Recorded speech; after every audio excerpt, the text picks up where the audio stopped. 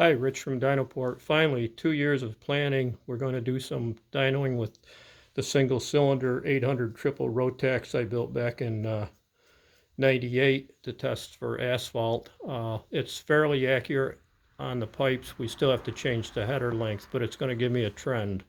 Got a Zealtronic ignition, very nice ignition with software, air-cooled head for more horsepower, keeps the cylinder cool. And the diode carbs, which we ran 108 miles an hour consistently back in the 2000s in regular air.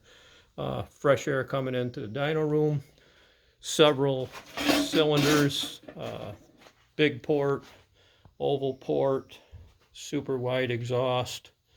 I forget what else I've got. Here's our original standard pipe that's by far the best on an 800 triple. We did revise it a couple years ago on the track dyno with an inch shorter in the center and a little change in the header length. So that will be our starting point. The diode carb, which is what we ran back in the early 2000s. Air fuel, not sure if I'll even be watching it. I'll be watching the pounds of fuel, so when I change something, I can correspond. Few heads, a lot of intakes.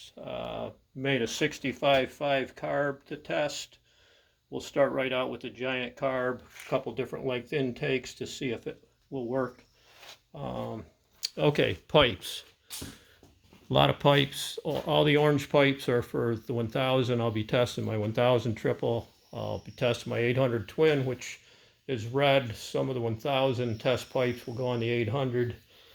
There's the old ceramic pipe that we set the NHRA record at 160/50. It's a crankshaft pipe, inch longer in the center, a little different header length.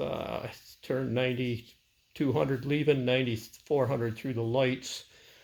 Hoping to make some improvements. So far that crankshaft stamp has been by far the best on a 1000 Skidoo 1019 stroker. Okay, 800 triple. Got a lot of pipes. Some with the curved, adjustable centers. I can take back cones on and off quickly. So again, we'll start out with the standard.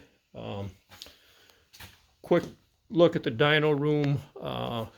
Cold air coming in. I've got a gauge here instead of electronic. I can see where my load valve is to start. I pulled the giant flywheel off because I've got the single cylinder, so we can test. Hopefully, I can make some improvements from early 2000s. We did set the NHRA record, I think, in 2010 at ATCO. We had horsepower on the field. We had good air.